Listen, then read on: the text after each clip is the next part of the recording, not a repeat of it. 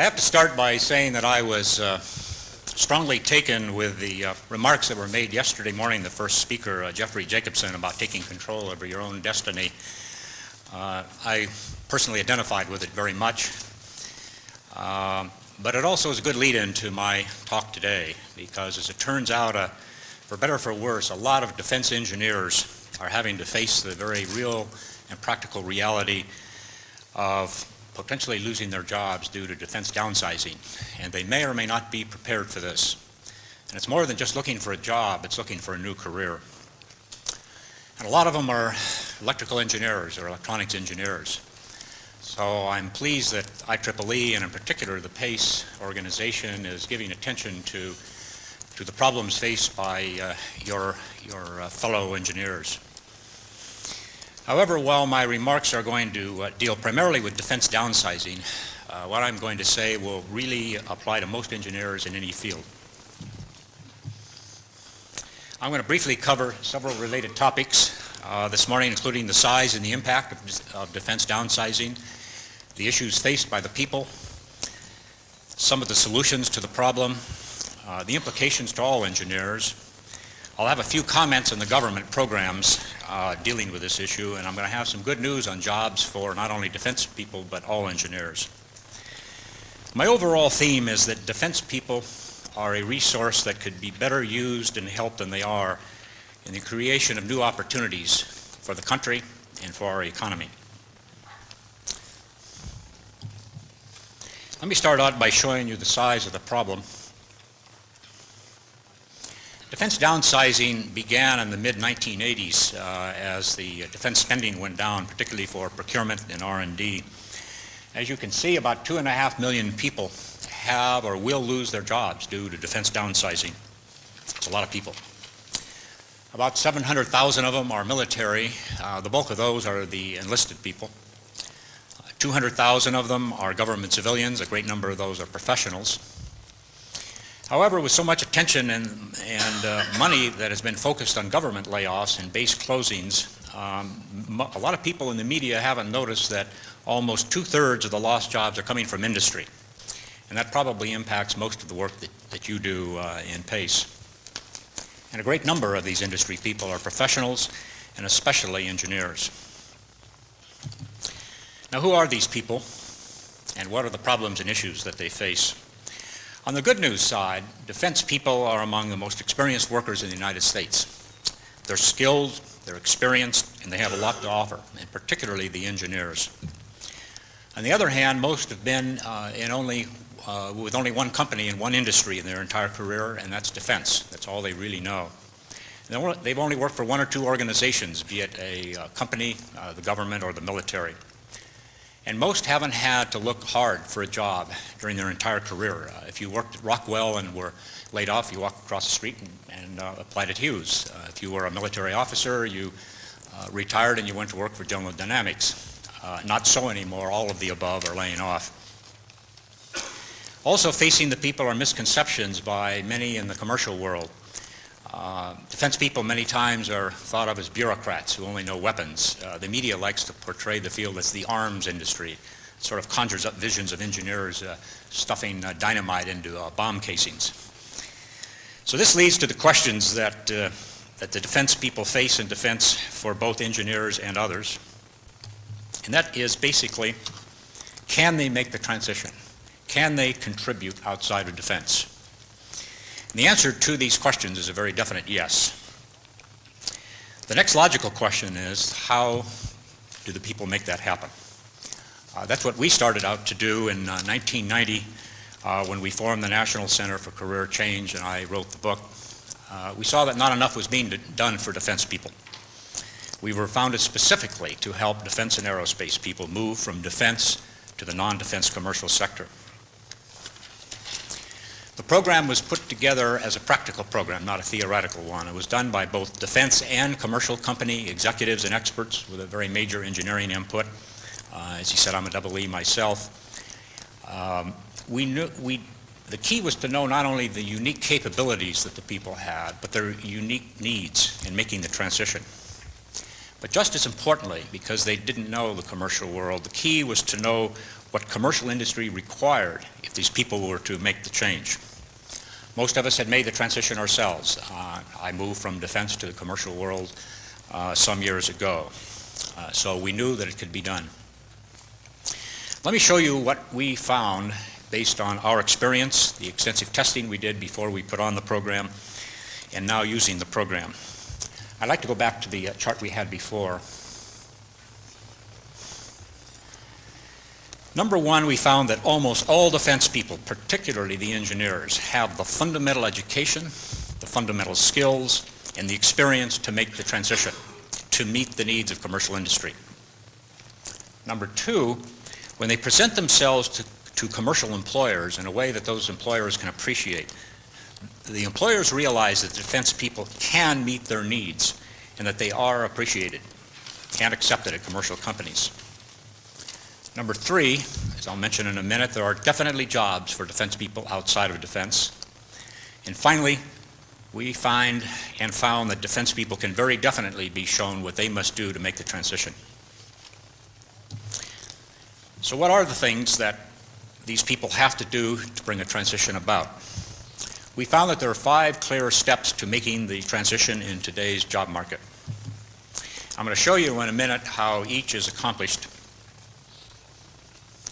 Number one, we found that defense people are better prepared for non-defense commercial industry than they believed, and that even commercial industry believed. The key is to find common ground.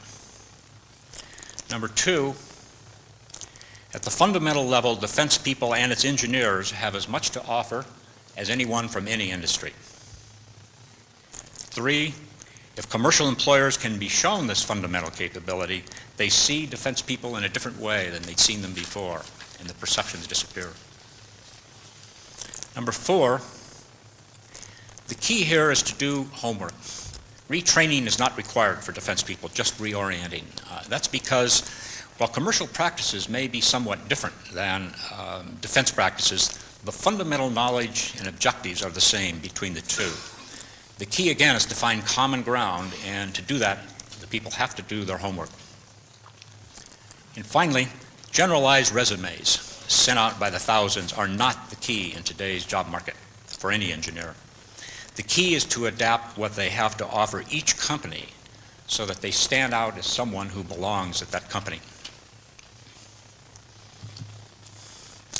Let me spend a few minutes showing you how we do it. Our program is called Breakthrough, the Career Transition System for Defense Professionals, and it addresses each of the steps that I just showed you. It's presented in book form, in book and work manual form for the individual. We put on workshops and training for organizations, and we do this on a national basis. In essence, what we developed is a complete outplacement program for defense and aerospace people within 4 covers. The people who helped evaluate this said that we should write a sequel as soon as we can because it's applicable to anyone, in particular professionals.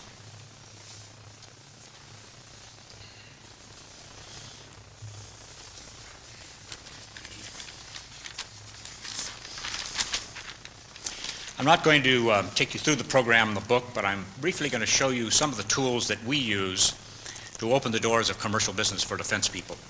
We do it on a very logical step-by-step basis. Maybe my engineering background had something to do with that.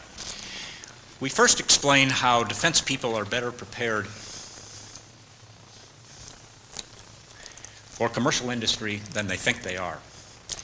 We help them do this in the book and in our presentations by showing the common elements between defense and non-defense business.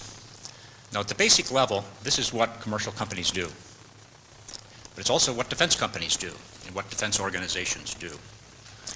Understanding this fact is the very first step to successfully and confidently making the transition for defense people.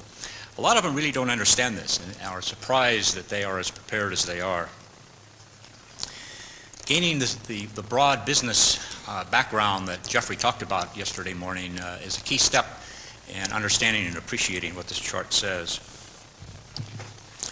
The second step is to then help the people identify and prioritize the fundamental skills they have that are marketable to commercial industry. Now, the tool we use to identify that is what we call the skills inventory. This is prepared well before the resume and well before the job search is begun.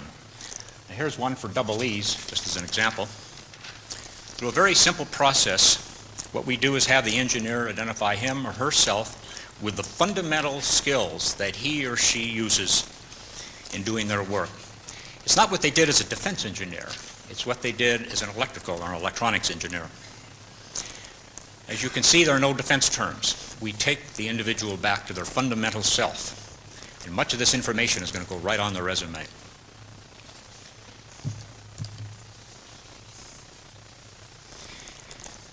Here's another skills inventory for software. We want the individual to look like a software engineer, not a defense engineer. So we start keying them into the kind of words they need to think about. You'll note that we stress education. As a matter of fact, it's number 1 on the form. And that's because defense people and its engineers are among the most highly educated and trained people in the country, and that's particularly true of the engineers. And this often gives them the advantage over their competitors in going for a job. And obviously, updated education is a very big plus for the people to identify here and on their resume.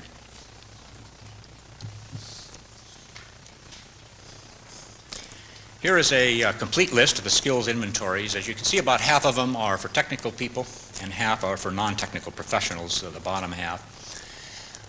It's important, though, that engineers look at the complete list. Engineers don't always stay engineers. They become project managers, they move into quality, they move into manufacturing, they move into marketing. I move completely out of engineering into management.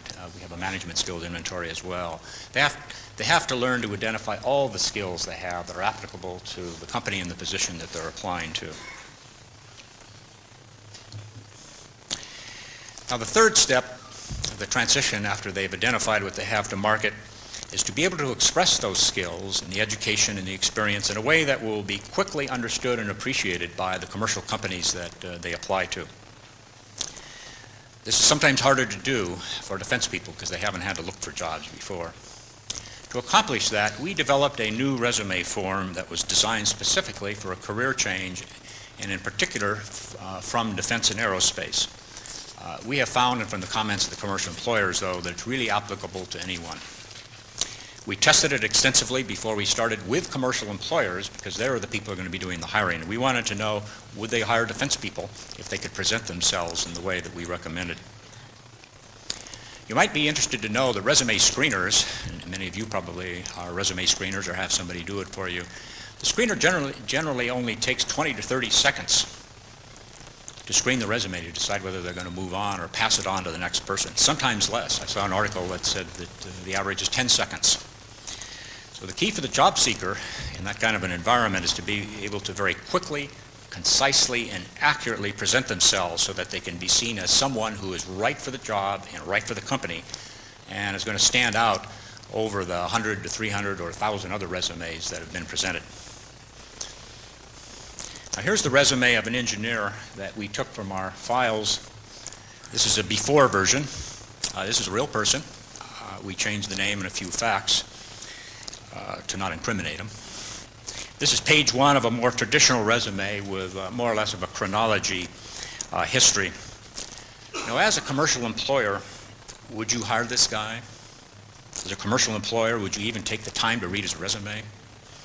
It's not clear what he wants to do or what he can do, but it's very clear that he's a defense engineer. And there's a lot of superfluous information on here. Here's how we present him. He's no longer a defense engineer, but a highly skilled electronics packaging engineer who presents himself in a positive way to his commercial employer. We show his skills as an engineer, his accomplishments as an engineer. We don't so much downplay that he came from defense. What we do is upplay his strengths and his skills. Here's a resume, before resume for a government civil servant. Again, a real person. And it shows that she is a government civil servant. Here she is in a new skills resume.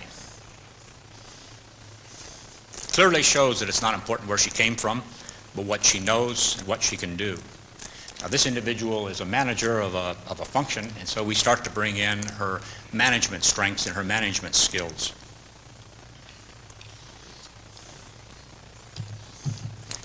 Here's the resume for a senior executive, a professional. Happens to be an engineer too, I believe. Look how he presents his accomplishments in the middle of the resume. He talks about cost reductions, implementing programs, streamlining, consolidating. One of the keys to appealing to commercial employers is to show accomplishments that are meaningful to those employers. And defense people have those accomplishments if they really start to think about what they've really done. The point of these examples is to show that when defense people express themselves in a meaningful way, it shows them to their advantage to the commercial world, and it opens the doors to them. Finally, I said that the last key to job search for defense people was the need to research, understand, and target their search. We spent a great deal of time in the book and in our program discussing what it's like to work at a commercial company for a defense engineer and where to look for the right company for that individual. We covered the differences between defense and commercial business and how to address those differences. It's a lot easier to reorient how you work than it is to relearn or retrain what you do. And knowing what you have to offer and how it's used helps to overcome the negative perceptions that I mentioned early on, whether you're in defense or any field. This is more than how to write a resume. It views defense people, and particularly its engineers, as a resource, and it takes direct action to utilize them effectively by pointing out their capability. While I've been talking about defense people up to now, I think that what I have said, and I think the same principles apply to the non-defense industry engineers as well. As I said, engineers in defense aren't defense engineers. They're really a software engineer, electronics engineer, or maybe even electrical engineers. Similarly, non-defense engineers aren't IBM engineers or ATT engineers, and they're really not just computer engineers or telecommunications engineers. They're also software engineers, electronics engineers, or packaging engineers who can work in many fields. The approaches that I've described for defense people are just as applicable to any engineer. Now comes the tough question after you've prepared the resume, where are the jobs? I'll spend a few minutes talking about where I think defense engineers, and any engineer for that matter, should first look for their job. We urge defense engineers to especially look at the small to mid-sized companies in the United States. We work closely with a company called CorpTech in Woburn, Massachusetts. Their database contains extensive information on over 35,000 technology companies in the United States, both large and small and public and private. And the reason we chose to work with them is that the companies in their database are the companies most likely to use and need the skills that defense people have. There'd also be the companies I think that any engineer or any technical manager would want to know about. But in particular interest to those looking for a job are the small to mid-sized companies in their database. They define that as companies with under 1,000 employees. They survey the companies on a monthly basis, asking several questions, including how many people have you hired in the last year and how many people do you plan to hire in the next year. And the good news is that these companies say that they plan to accelerate their hiring. They regularly publish this information in a technology industry growth forecaster. And I summarized some of the data from some of their recent issues to show you what the results are. As you can see, these small to mid-sized companies are projecting significant hiring over the next 12 months. And a fairly significant number of them are forecasting substantial hiring. CorpTech surveys 13 regions, and they highlight the regions in their technology reports. Every region in the country, the companies in those regions are forecasting growth, and some at very high rates of growth. CorpTech also covers 17 industries in their database, which they highlight monthly.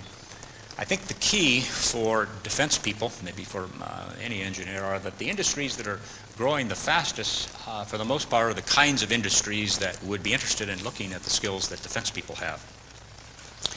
The bottom line, I think, is that laid-off defense people and all engineers should look very closely at these industries and at these small to mid-sized companies.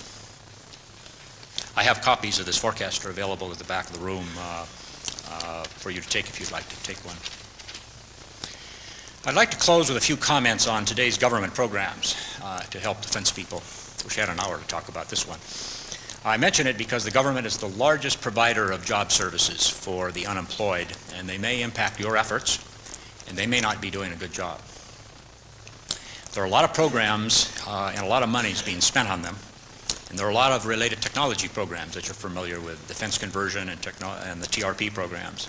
I address the issue primarily from the standpoint of the laid-off defense worker. By and large, the programs are well intended, but our experience and the experience of the people we work with is that the programs just aren't doing what is needed for this very large group of people that are being let go. Most of the programs are being accomplished through the existing employment system used by the government and its various services using traditional methods.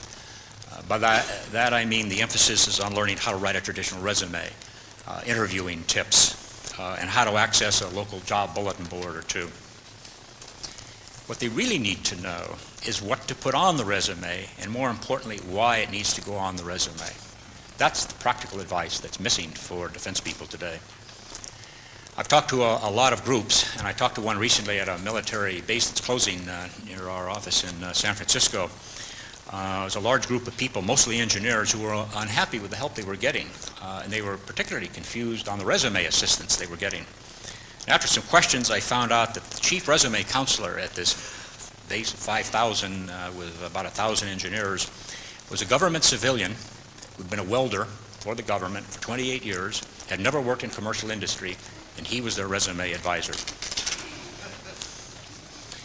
There are a number of, and that sounds like a lone anecdote, I hear that all the time. There are a number of government-sponsored demonstration projects at universities and nonprofit organizations that get a lot of press, but we find that they're just reaching too few people and have mixed results. One New York university just completed a project of over $500,000 where they trained 34 engineers, or 34 defense people, mostly engineers, to become entrepreneurs. Southern California University recently trained some 30-some engineers with a several $100,000 program to become environmental engineers. A great number of them found out after they graduated that there were no jobs for what they've been trained for. That's a universal thing that we hear. The problem in all this is that there are hundreds of thousands of people, 1 million people, not 30 at a time.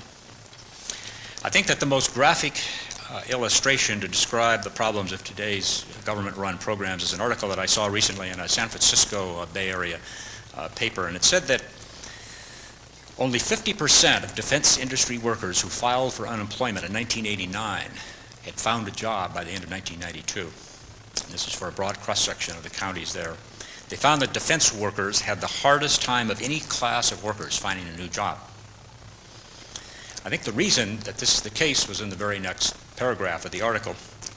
It said in comparison, software workers who filed for unemployment had a 70% reemployment rate. It went on to talk about other engineering groups and bioscience and environment had 80%, 90% reemployment rates. Which gets to the point that I made earlier. Laid-off defense workers should not be looked at as defense people. They're software people. They're semiconductor people. They're telecommunications people. I think there's no reason that their reemployment rates wouldn't be the same if the situation were addressed that way. To compound the problem, defense people aren't getting the unique advice that they need and that their unique situation requires. The article that I just read went on to interview the head of the largest job center program that's funded by the government in the Bay Area as to why weren't the people finding jobs, and this is what he said.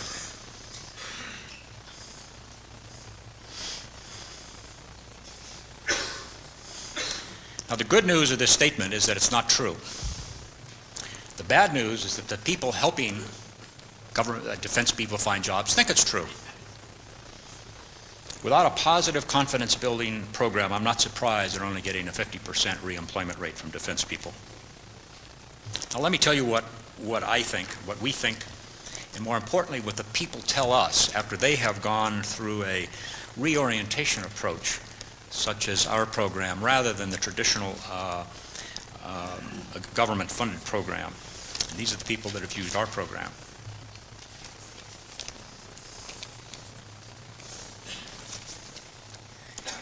In essence, their eyes were opened up. The eyes of the companies they applied to were opened. The bottom line is that contrary to what you may read or hear about, or that quote I just gave you, defense people are a ready resource to commercial industry in our economy. Another one of the reasons I hear for the problems, which bothers me particularly, is the orientation of government programs to retraining. You find when you look into it that most of the government money is being spent in retraining.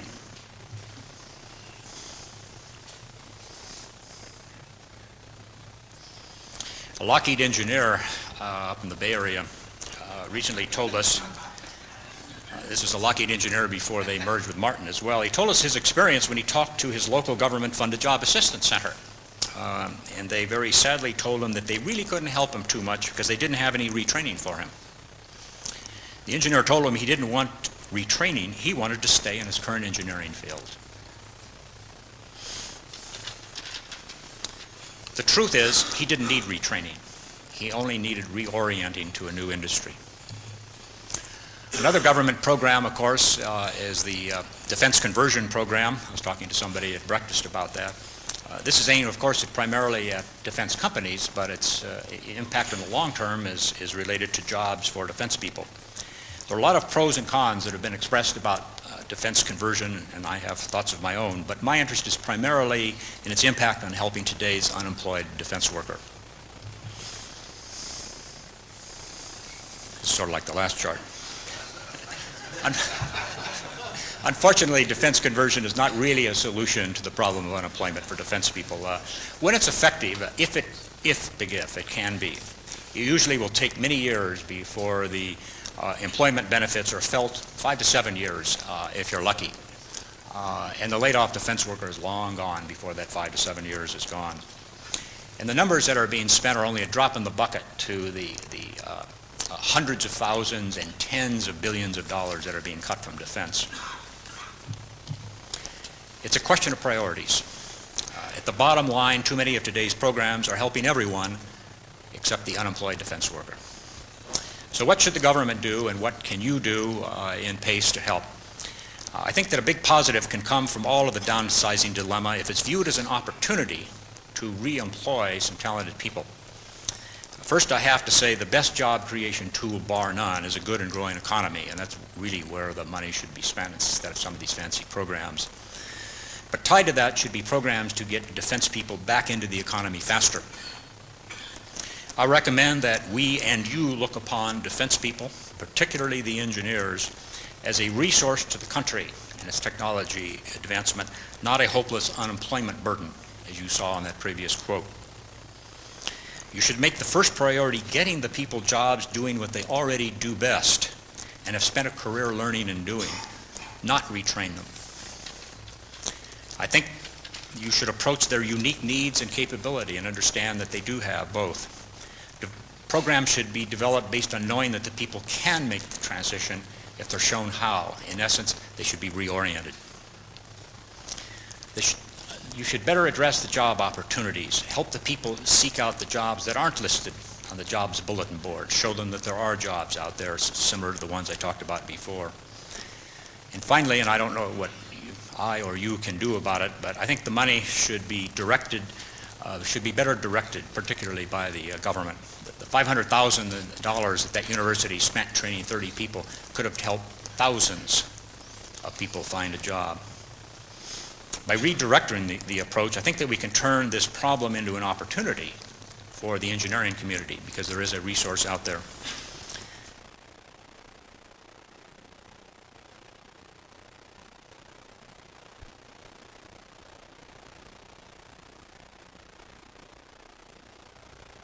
There's been a very important thread running through all the presentations, and our speakers have been really outstanding, which I appreciate very much.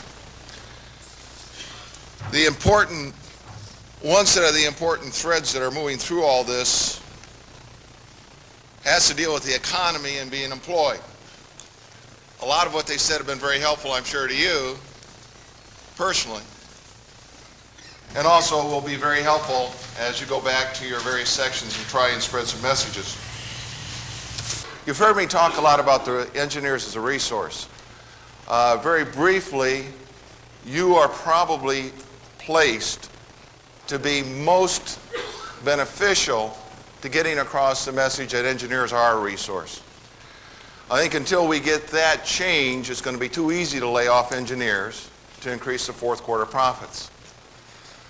I always look at this as a very false sense of economy because I talked to some people from one industry who had laid off all their senior engineers with the idea they could hire in replacements, more replacements, and even save money by bringing in a bunch of young people with fresh ideas who are not obsolete. Much to their dismay, they lost their ability to do engineering because they didn't understand engineers and how we work. I consider myself a better researcher today than I did 20 years ago. Most engineers are better in their 50s, 60s than they were in their 20s and 30s. That's because of the skill that engineers have. That leads me from resources to skills assessment. Resource is a solution. I want to take a real quick example of showing what I mean. We take a look at the healthcare industry. Who are the people that are establishing policy in that area right now? Pardon? Politicians? Hillary? Physicians? Insurance companies? And yet, right now, if one were to go ahead and look at a physician working without their technical tools versus a technician using the proper technical tools for diagnosis, who would give the better results and who would give more repeatable results? All right? To really look at healthcare in terms of quality and cost, the only people who can really affect that are engineers. And yet if you look at the policy making that's going on in this area, there are no engineers involved. So you as PACE people need to get back into your sections, and we as your PACE leaders need to work at the national levels, to work at all levels, to change the perspective of how engineers should be used properly in this country. And by the way, when I talk about engineers as a resource, I never say engineering, because it isn't engineering that's the resource. It's our engineers. It's you. It's myself. And we have the finest, at this point in time anyway, engineering resource in the world. And yet it's in jeopardy. It is at risk. So unless we can change some of that, we've got some problems. Let's spend the rest of the time that I have available to look at you as a resource. Now, I heard some very wonderful presentations. And the nice part about it is you'll walk away from here, I'm sure, with a better perspective of what is needed short term, and in some cases long term, to affect many of the problems that our members have in their sections. So from that standpoint, so far for me anyway, it's been a great conference. And I really appreciate, for instance, Bill's comments and the speakers that we had Friday night and yesterday.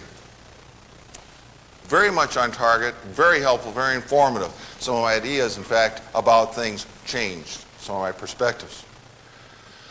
But I think one problem that still exists is when we take a look at retraining engineers, we miss an incredible opportunity.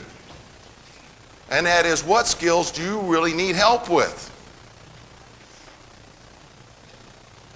I think, my perspective, and there's others that share this, if we concentrated on more routine skills that engineers are supposed to have and correct those in most engineers, we can do more to help them than to give them the latest technical training for the newest field that may be opening up, that may be here for a couple years and then disappear. I've got about 13 of these things that I want to go over real quickly, and then we'll kind of do a self-assessment as we go along. I think the four most important skills that you need to work on are your communication skills. You heard me say that before. Reading, writing, listening, and speaking. 80% of your time is spent communicating. Only 15% is spent doing engineering. Now, how many out there would assess yourselves as totally at the best that you could ever possibly be, first of all, in your speaking skills. Let's see some hands. All right? All right, we got a couple people out there really outstanding speaking communicators. Jim Watson, by the way, didn't even raise his hand on that one. How many out there have perfect writing skills?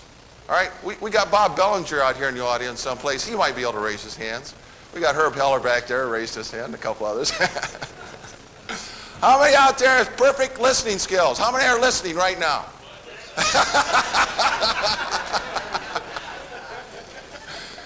And what about reading skills? Can any of you read a technical article without falling asleep?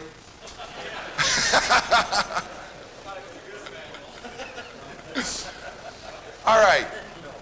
There's a serious message there. I really think that if you can, and we're developing, and there are already some things available. A lot of companies have stuff available to help you improve those skills. But you really need to look at how you yourself can improve your skills. You give me 2 weeks. Of course, I need Jim's help. But give me 2 weeks, and I can significantly improve almost everybody's reading, writing, listening, and speaking skills. We know how to do that already. Let me go real quickly over some of the other ones that are very important. Team participation. How many out there judge yourselves as really being able to effectively, you know your role in the team, and can walk into a team and be a very productive worker? All right? How many out there know how to build a team and organize one? Now, I think an important thing is here, and first of all, I find engineers, most of them, extremely painfully honest. So I think what you're seeing is a relatively accurate response from a group of individuals. This tells me that for all of these things I've mentioned so far, having an effective program, take back to your section, will affect those. All right. Here's my favorite one. We as educators fail miserably in probably our most important objective. If we only imparted one thing to all our students that ever graduate, what should that one thing be? Don't go into engineering, I love it. Huh? How to learn. Right. One of the things that you always hear from students that graduate, boy, I can't wait to get out of here. I don't want to open another textbook. We as educators are very guilty in this area. We should be working very hard to instill the ability to learn in every one of our students. No undergraduate ever graduates with the ability to be an engineer. The most we can hope for is to teach them some understanding of what it means to be a designer. And most importantly, how to think and how to learn. All right? So how can you help yourself a little bit? I think work on that skill. That's a skill that can be improved. All these, by the way, are skills that can be improved through exercise. And that's the only way you're going to do it. Management skills. One of my favorite talks are on going to graduate school and why you should go to graduate school. And I'm going to offend a few people out there, but with all the discussions, and I've given this presentation now for 15 years or more, the one thing that I say about getting an MBA is for a person who's a recent graduate from an undergraduate engineering program, don't. You're not an engineer. You now learn how to be a manager, but you're still not an engineer, so what can you manage? I tell my students if they really want to get into that cycle, go get a master's degree. They'll get a much better education in terms of what engineering is about and how to do engineering. Do a master's thesis, which will improve your communication skills, and hopefully it's a good design thesis, so it'll improve your design skills, and at the same time take some management courses that you target. So you yourself, I think, are a better judge of what you need to have in terms of courses and development, self-development for management skills. But again, it's a skill that can be worked on, can be improved. Also can be marketed. Marketing yourself and marketing products. I mean, Bill talked a lot about marketing yourself today. Other speakers yesterday talked about that. Do you really know how? Have you learned how to market yourself? Most people don't know how to do that. Most people are terribly embarrassed about trying to market yourself. I know I am. That's one of the biggest problems I have. All right?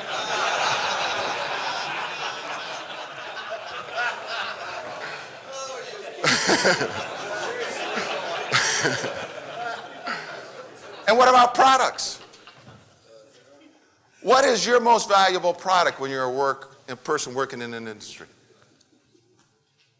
Your ideas, right?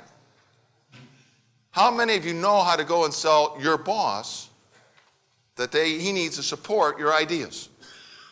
Do you know how to do that? Most of us try to do it, but do we know how? All right, that's a skill. How many programs does the IEEE have that help you in that particular skill? I don't know of any. The skill that you have that is most effective in being able to help you do your job, for most of us, is design. The other one is research. Now, I'll tell you right now, I've been in education and in engineering long enough to know that those two things are not normally naturally acquired. You have to learn how to do design. In all the years and thousands of students that I've interacted with, I've never met one who was a natural designer. That skill had to be learned. But it's a skill. So if you don't exercise it or practice it, and now you're trying to market yourself, maybe one of the things you can work on is improving your design skills. We need programs, by the way, in IEEE, I think, that can help that. How many programs, for instance, come out of UAB or USAB that help you improve your design ability, your design skills? You know, one of the things I hear a lot of times are we need magazines and publications that are aimed at the practicing engineer. All the attempts to do that, I think, fail because what they're missing is a very important point. You're not looking for information about a specific product that is manufactured or designed, or a particular engineering activity that is done. I think what you're asking for is give me a publication that will allow me to exercise and improve my design skills. And so IEEE, I think if it's to meet your needs in that area, and I think it has to, you should be having a publication that helps people learn how to design better and to exercise that design skill. Same thing is true for research engineers. Research, the ability to do research, is something that can be improved and exercised. And if you happen to be a PhD, for instance, who's out of work for a while or had gotten into management for a while, want to go back into research, that skill needs to be pumped back up so you can do it again. Engineering economics. I mean, anybody in industry, the bottom line is profit. I mean, if you lose $3 on every item, you cannot make that up in volume.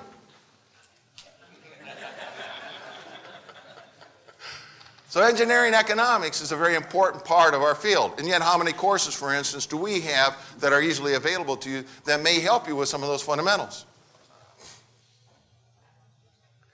And then there's some other things. And let me just sign off with a couple more. The customer and reading contracts. Let me start with contracts first. One of the best students I ever had was incredible, because that student could take an advertising document, come back to me and tell me exactly what that product could do. Not by what was in the advertising document, by what wasn't said. Now I understand that, and I've known that for a long time. I still can't do it. But maybe this is something that can be taught too. How to really take stuff like that apart and improve your ability to understand what you might be working with in terms of a product. Satisfying the customer. Wow. We don't do that with our students. When students walk out of school, they have no idea what they're trying to do when they go into an engineering job. I mean, you walk up to your employer the first day. Do you have any idea what you should be doing? Well, Bill Whipke and others will tell you with a lot of experience, the first thing you don't do is do exactly what they say. You try and figure out from what they say and everything else you can find out what you're really supposed to do. Does it matter what other things you do in a company if you've made an enemy out of your boss, made them unhappy. Normally not. You know, you got to look at your job as making your boss happy, making your co-workers happy, and making your customer happy. You know, the era of when an engineer could be extremely arrogant, that's gone.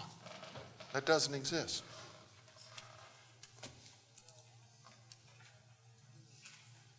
There are a lot of things that you can do from this conference. This workshop that I'm talking about will get into some of these things in more detail and basically how you can actually improve them.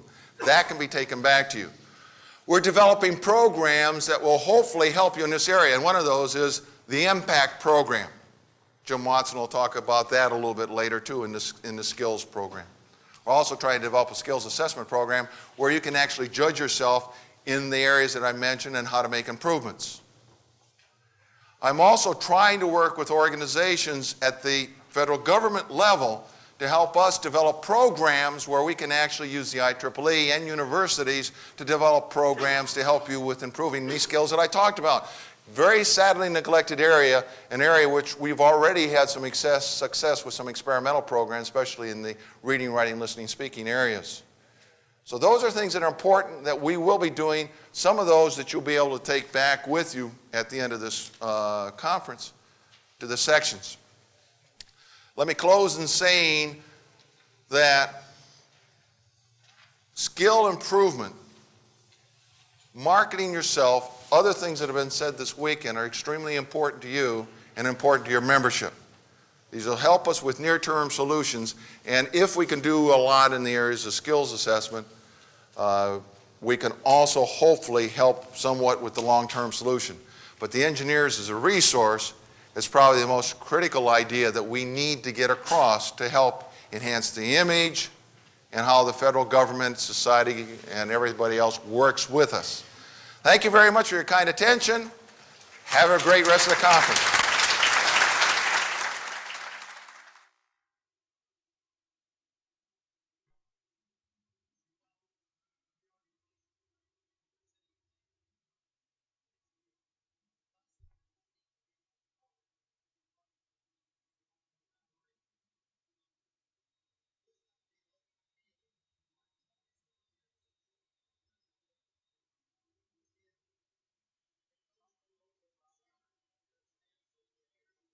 My name is Dave Osterfeld, and I'm chair of the IEEE-USA Government Activities Council.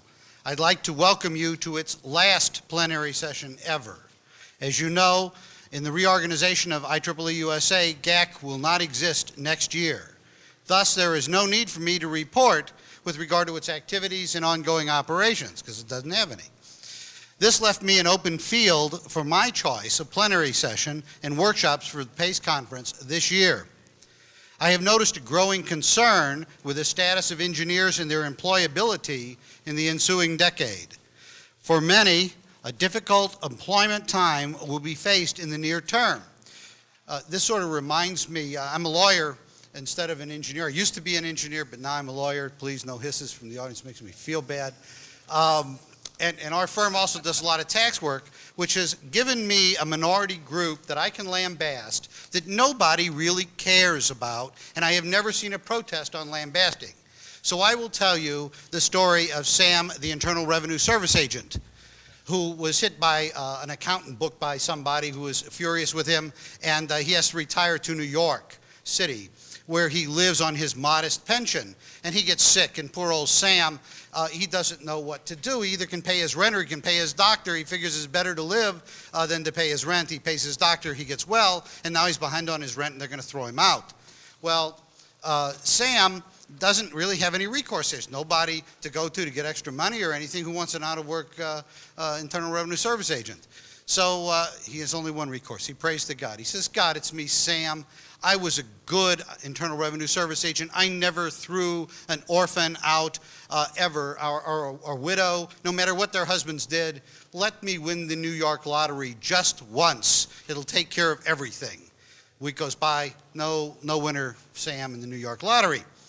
Well, now he's really desperate. They're really pressing him. And he prays again. He says, God, it's me, Sam, the Internal Revenue Service agent. Not only was I good to widows and orphans, I really was pretty good to the malcontents who would try to fool the Internal Revenue Service. If they seemed that they were going to concede, I'd let them have the maximum I could. Please let me win the New York lottery just once, and I won't ask another thing ever. Week goes by, no winning the New York lottery. Finally, in desperation, when they say they're throwing him out on the street, he prays, God, it's me, Sam, the Internal Revenue agent. Have pity on me. Please don't let them throw me out on the streets of New York City. They'll kill me out there because it's New York City, just for any old reason. His voice comes down. It says, Sam, do me a favor. Meet me halfway. Buy a ticket. That's what this session and the next sessions are all about. Buying a ticket. And that's what it's going to take. So anyhow, going back to my speech, there are two factors that militate for a different approach than the consultants network for many of us. The first of these is what we call the virtual illegal alien. That's a person who's working in another country using the communications network. Because if they worked in this country, they would truly be an illegal alien because doing the job they're doing, they couldn't get a work permit. The second factor is that many people who are displaced are not either of experience or age sufficient to make them a real consultant. And so they're going to have trouble getting a consultant. Thus we have the entrepreneur's solution, which we will talk about in a subsequent session at the PACE conference. As a matter of fact, right after this, where we will have 3 people from small industries speaking to you about just this issue of how to set up your own company, and I will be talking about the legal aspects of it. And there will be a small business consultant as well discussing it, and will be mainly a question and answer session. Finally, that brings us to the plenary session today. We are using this plenary session to give you a feel for the current job market broken into 2 topics. The first of these is what established business is expecting from engineers in the coming future in diverse fields, computers and instrumentation. The second topic is from the chair of the Competitiveness Committee, which describes your role and that of the committee's role in trying to increase awareness of what technologists need to do to be proactive and inform government and the public of the plight of U.S. technology, and to influence government to help industry to exploit technology that has so readily been generated by the fruitful minds of engineers and scientists in the United States.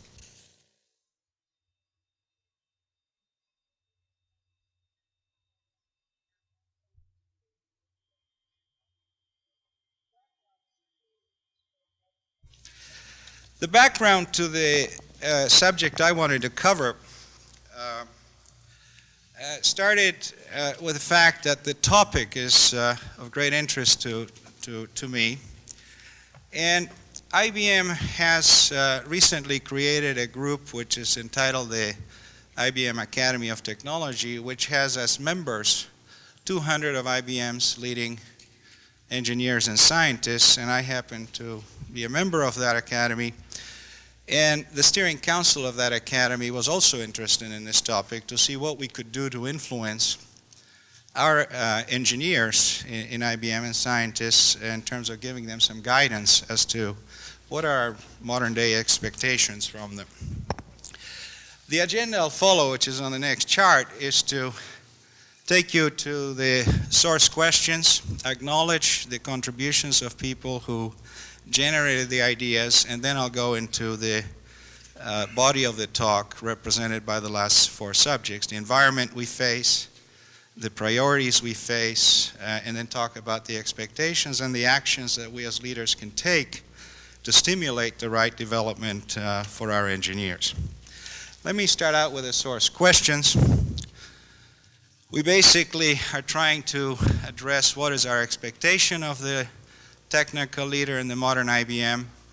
Does our reward system in IBM match this expectation? And what can we do to change our technical leaders to reflect this modern need? And how do we implement a reward system that achieves it? The next chart shows the acknowledgements. Many of the inputs were generated by the members of the Technology Council of our Academy. And the rest of the names represent 6 strong technical leaders in the organization that I manage in IBM. I offered to the Academy to use our organization as a guinea pig to develop these ideas, and I thought that the best way to do that would be to draft some of the strongest leaders in the organization, and what I'm going to summarize for you is in fact a distillation of a lot of ideas that they put forward. To give you an idea of the organization, it's about a 4,000 person organization, about a $1.2 billion revenue. It's global in nature with facilities and laboratories and plants in Europe, North America, Japan, and Asia. Let me start out by then moving on to the environment. If you look at our organization, at IBM as a whole, and you go back about 25 years, we competed in an environment that was dominated by a handful of players. Our competition increased essentially 1,000 to 100,000 fold since then. The latest count in IBM suggests that we have about 80,000 competitors who in one way or the other are developing, manufacturing, marketing, and servicing computer technology and systems and software. If one projects what's going to happen over the next 25 years, I would project that many of us will experience another 100-fold increase in the number of competitors at play in any given field or discipline. This is driven partly by what's happening in the developed societies in the world, but it's also largely driven by the fact that of the 5.7 billion people that live in the world today, only about 700 million to a billion lead advanced or state-of-the-art standards of living. The rest of those 5.7 billion want to catch up with the rest of us. And I think that catch-up will be a very long process, which will be accelerated and sustained by the globalization of our industries and by the information revolution that we're all well acquainted with. And what it basically suggests is that restructuring, the process that we're currently experiencing, will be one that will never end. Certainly not within several lifetimes in front of us. Given that environment, if we look at the next chart, the priorities for a large number of enterprises, I would be surprised if this isn't relevant to all enterprises, is that we must very strongly focus on what are the things that each enterprise can do very well. In an environment where there are thousands or hundreds of thousands of competitors, very few of us will be able to do everything well or better than someone else. But there'll be a few things that we will be able to do very well. And those are the things that we must identify, enhance, and defend very, very vigorously. In an environment where there are that many competitors, none of us will be able to have a monopoly on good ideas. None of us will be able to control the diffusion of those ideas. Basically, the market will no longer wait for ideas to come to the forefront, and therefore, every enterprise will have to focus on moving much faster than it ever did before, and always at an increasing rate of speed. And against that backdrop, given that we won't be able to do everything ourselves, and given that others will do things better than we can do, it's very important in this time to market sense to capitalize in other people's know-how. And therefore, most of us will see a much, much larger propagation of alliances, partnerships, in contrast to what we've seen in the past. Moving on to the next chart, as we look at the expectations from our professionals, I look at this basically as being a microcosm or reflecting the needs of the organization. First and foremost, it's going to be continually important to make sure that our professionals have core competency. And I think almost without exception, I think our professionals will have to have very deep understanding of a relevant field to the objectives of the enterprise, while simultaneously being knowledgeable about having multiple areas of expertise. They're going to have to be very purposeful in their creativity and innovation, and they're going to have to be always educated and always experienced in what they have to do, and they're going to have a very strong knowledge of the business that they're contributing to. In essence, if you look at this, you look at an individual as an enterprise made up of one person, because many of these characteristics are characteristics that I think you would also see reflected in the organization as a whole. The individuals will also have to be exemplary or consummate team players.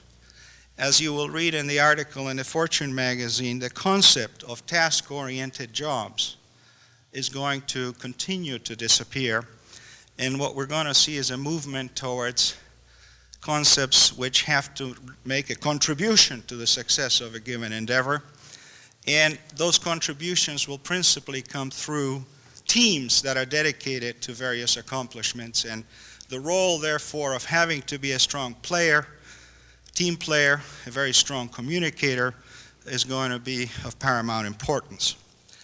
Clearly, the attitude will have to continue to be one of first-class ethics, high responsibility. We will look for people to be bold, decisive, and having a strong sense of urgency. But perhaps the most important ingredient that we need to foment in our engineers or professionals, technical professionals, one which we may not have fomented as strongly as we should have in the past, is to make it mandatory that each engineer be very aware of the environment that the enterprise works in, that the field that engineer works in, that the technology he's part of plays in, who are the competitors, and a much, much stronger understanding of the business issues associated with any endeavor today. I thought about this, and I used to think that 10, 20 years ago, when I would try to hire engineers, if I got 1 out of 10 that was a strong leader, and the other 9 could play a support role, I was pretty satisfied. Today, that's no longer adequate. In essence, there's almost no room for someone who isn't a strong leader, who isn't the spark plug, who in fact comes and tells us what to do rather than us having to instruct that engineer or professional in terms of what he or she should do to advance themselves as well as the enterprise's goals. On the last chart, I show the technical vitality actions that leaders of an organization or that leaders like yourselves can take in stimulating the right behavior, fomenting the right behavior in our engineering and scientific population. We need to stop rewarding people for tasks or performance of tasks, and we need to, in fact, reward people for goal accomplishment, where they make a contribution through a specific accomplishment. We also need to make sure that we encourage, because it's of paramount importance, that they always stay abreast of the latest developments in their field of expertise.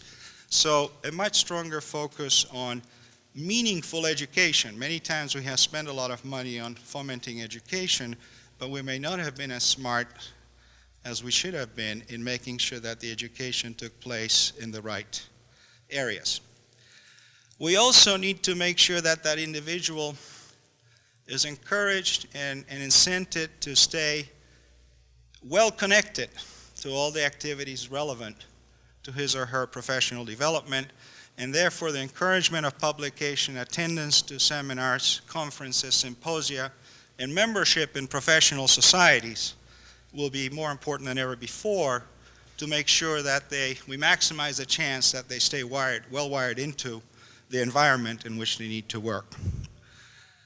We also need to stimulate an environment that encourages that the engineers perform very vital and important work, a very strong one that foments and develops a very strong esprit de corps, and that where risk-taking and experimentation are very strongly encouraged.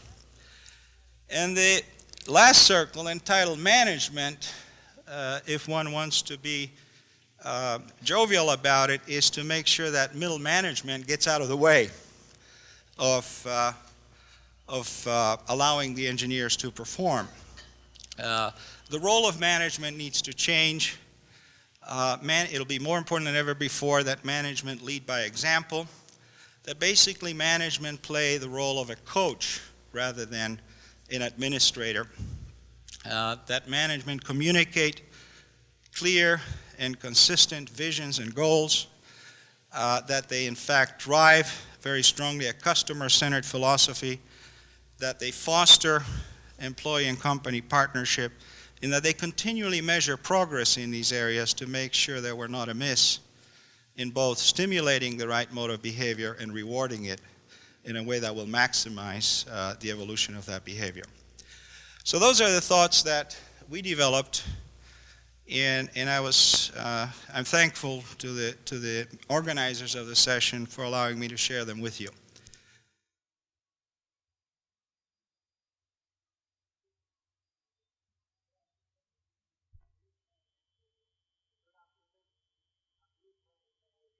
Good afternoon. I'm really glad to be here. This is my first PACE conference. Over the last couple of days, you've heard about engineers taking charge of their own careers.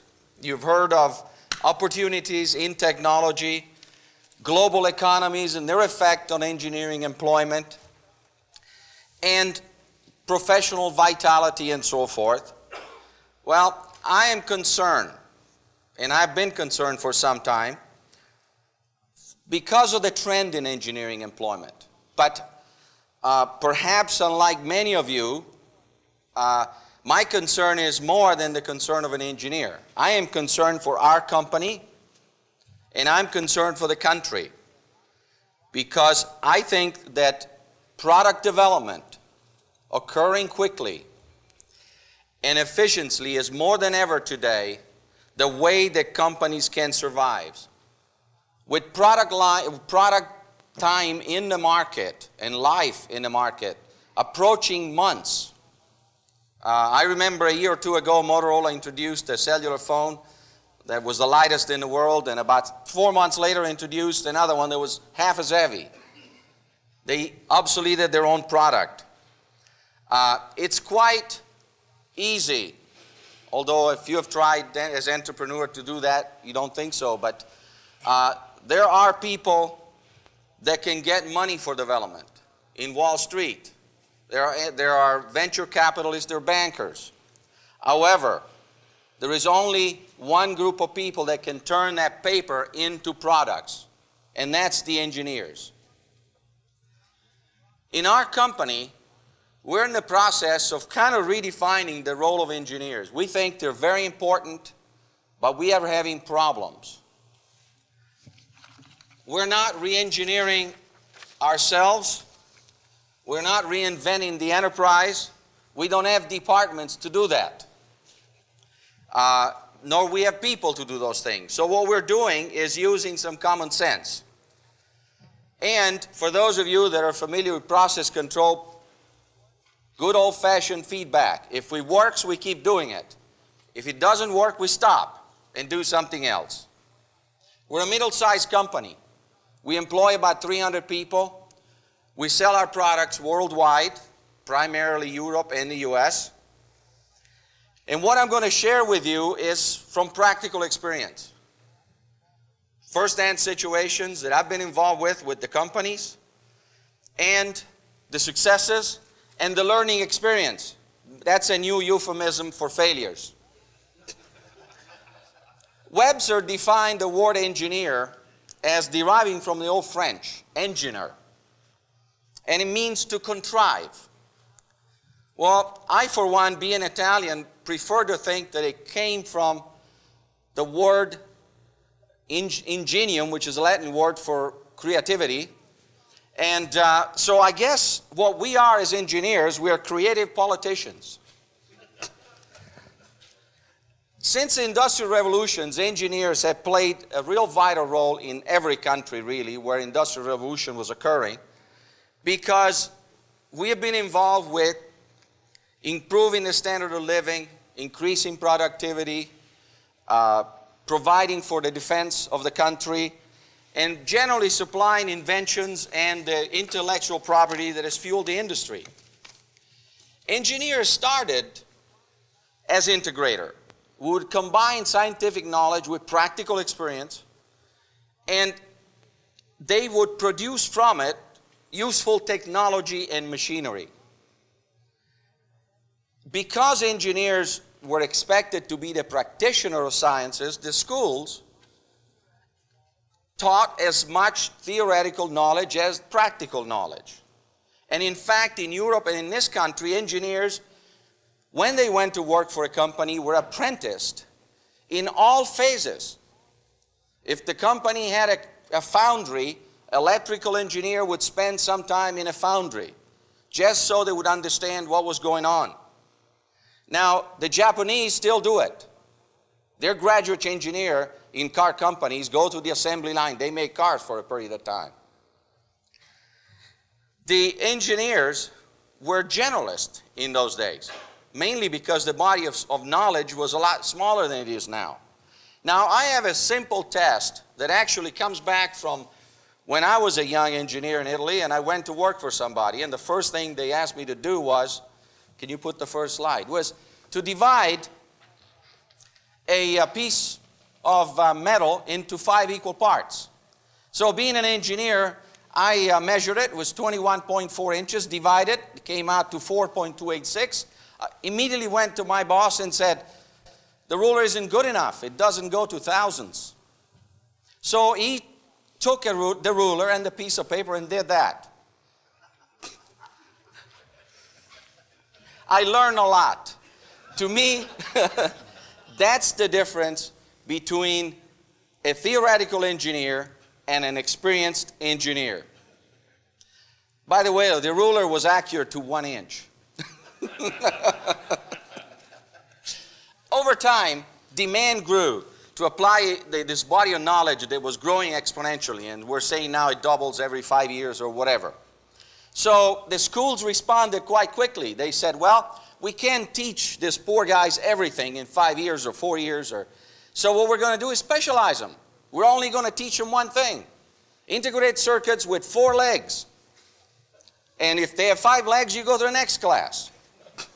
So companies did the same thing, because we had this industrial revolution going that says you're more efficient if you always do the same thing. So as the guy on the assembly line is putting the same bolt in the same car for 360 days, the engineer was working on the same amplifier circuit every day for 365 days.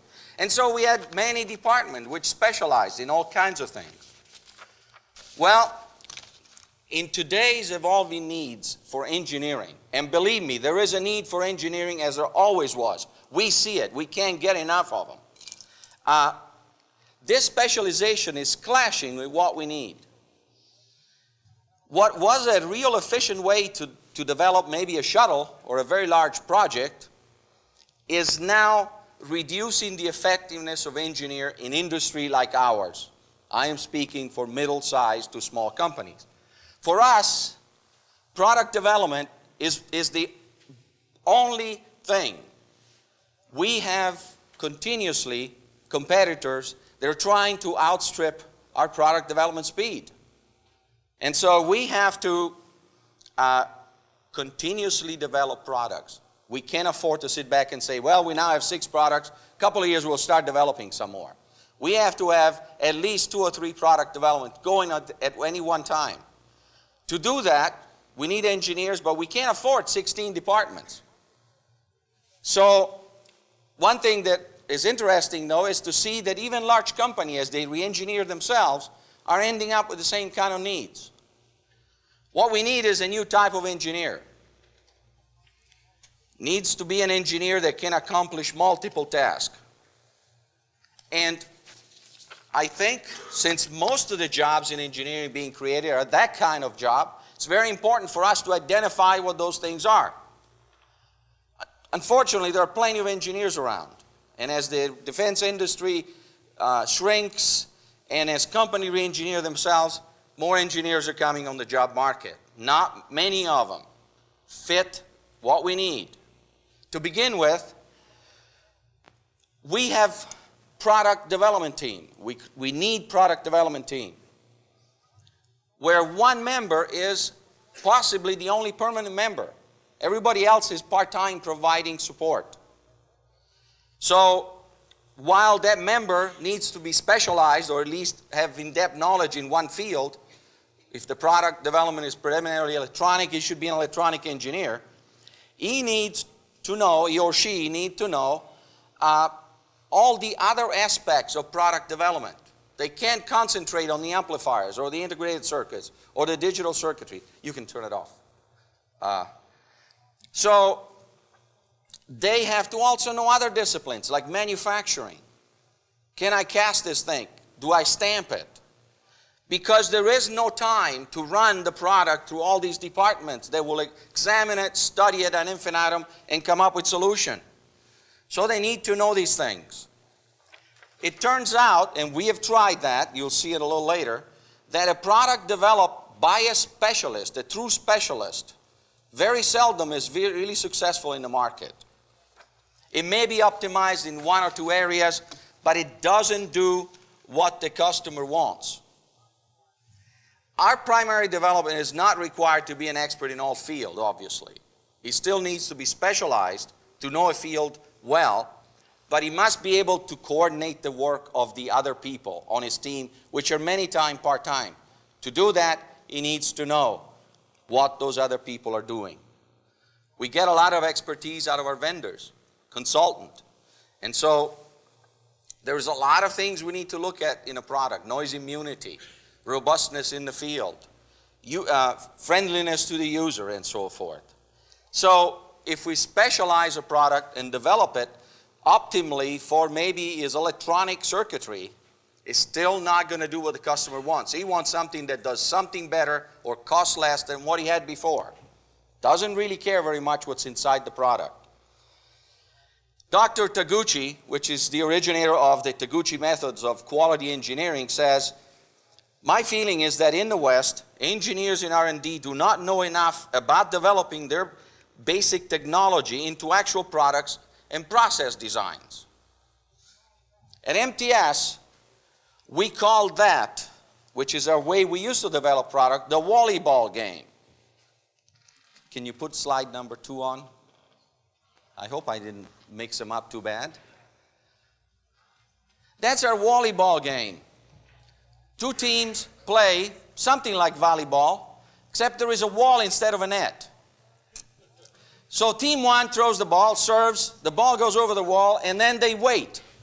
And they wait and think until the ball comes over again. And this goes on for a while until somebody comes over, in our case the customer, says you lost or you won. They never see the other team. Now, however, the other slide, yeah. We have changed. We have created teams. We have a strategic team and a tactical team. The strategic team is responsible for product development. The tactical team makes and sells the product.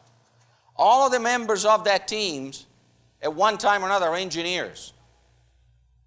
But some of them are part-time. If we go to the next slide, that's how we develop a product.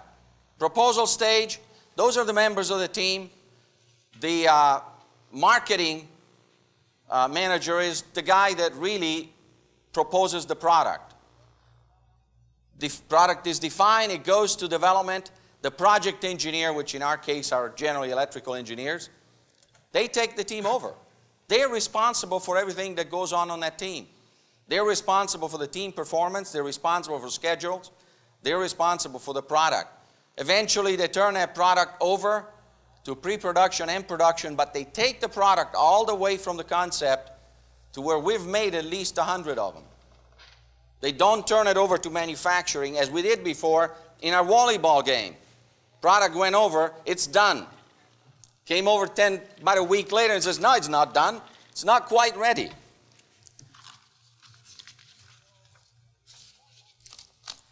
So what we need, yeah, turn it off. What we need is not, I'm not trying to imply we need the turn of the century generalist. Because the body of knowledge we have is grown. I mean, we have to recognize that. What we need is a specialist that's well-rounded. I don't mean that eats 5 meals a day like I do. Technically rounded. We recognize those very fast. That's the amazing part. When we see them coming through, they take responsibility and accept risk. They're not concerned about when I say this, what's going to happen. They say it. What they believe, they stick to. They stay focused on the product. They don't get enamored with the process. Hey, this is a new integrated circuit. It's really neat. It does all these other things. It is an ASIC. And if we can do that, we're in business. The product will be better. Yeah, it takes 1.5 years to develop. Costs $100,000. We're only going to buy 25 a year. But technically, it's very elegant.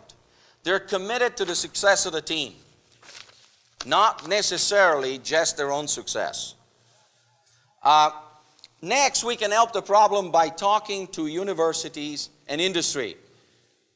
The universities need to recognize this need. They need to teach the engineers other things, marketing, quality of product, packaging of products. Even if they're electrical engineers, they need to know some of these other disciplines.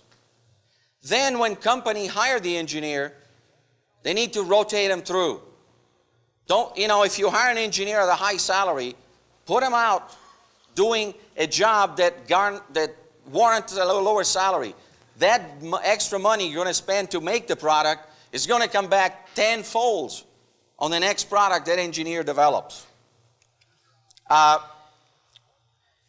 The important thing that we see is cycle time reduction. To do cycle time reduction, we need concurrent engineering.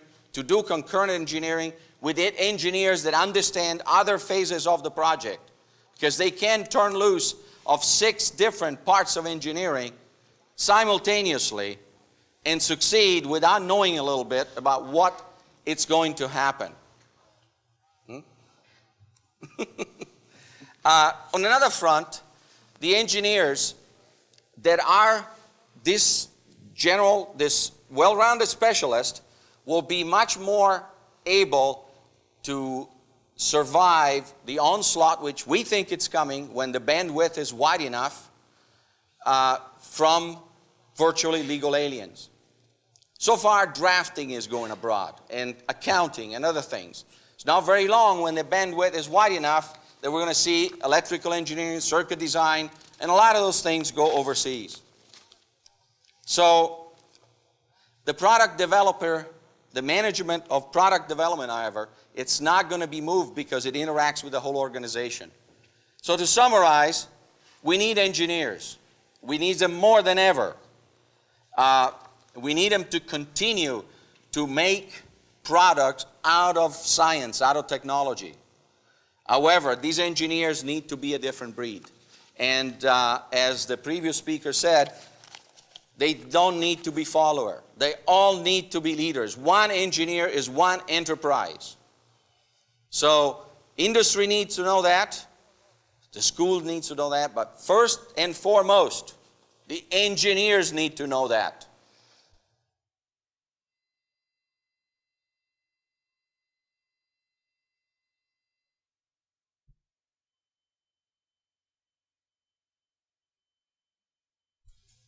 Ladies and gentlemen, because I am limited in time, I'd like to tell you 2 things in advance. One is that I'm not going to give long introductions and long explanations to what I'm saying. I'm going to be sort of telegram style in many respects, and I'm going to try to give you this presentation in the form of answers to 7 questions. Second, if you have the impression that I'm running for any kind of office, please change your mind. I had all the offices that this organization can offer, from transactions editor to chairman of society to president and anything in between. I'm talking to you now as chairman of the Competitiveness Committee, and so the first question I'm going to ask, what is competitiveness? There are various answers, but one answer which is generally accepted is that competitiveness is a nation's ability to provide goods for the international market while improving the standard of living of its people. That's the definition that we are going to use. This is our operating definition for the Competitiveness Committee of IEEE. And when we talk about the standard of living of our people, then of course we are talking primarily about the standard of living of engineers. What is the Committee on U.S. Competitiveness about?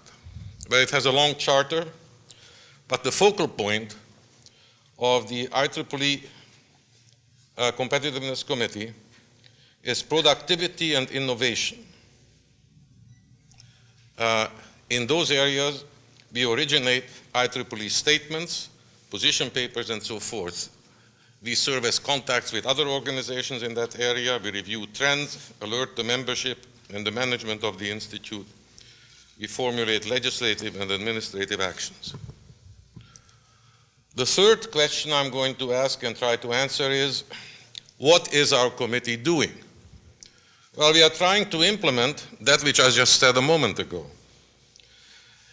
An important action that we took was on November 20th, 1991, when USAB adopted an entity position statement of ours, which is still valid, and in some respects, it is prophetic, as I will show you in a moment.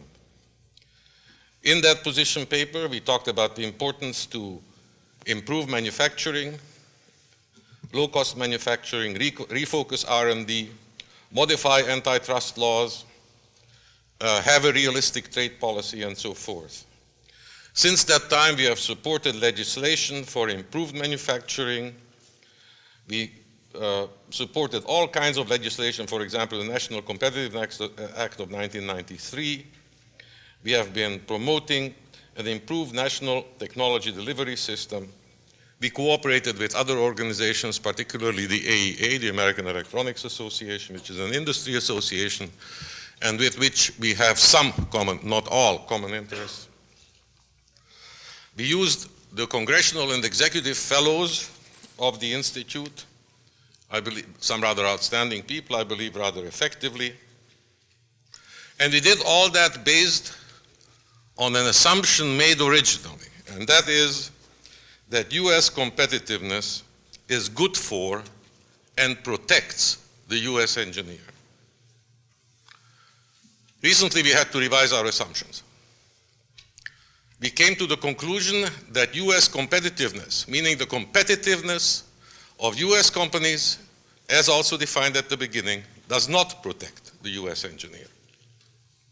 We had to make new assumptions, and as a result of that, we really proposed to modify our charter, saying that the number one priority of the Committee on US Competitiveness is the long-term economic well-being of IEEE's US members. This is what we proposed as our charter. We do not know whether our conservative superiors will see fit to approve this charter or not.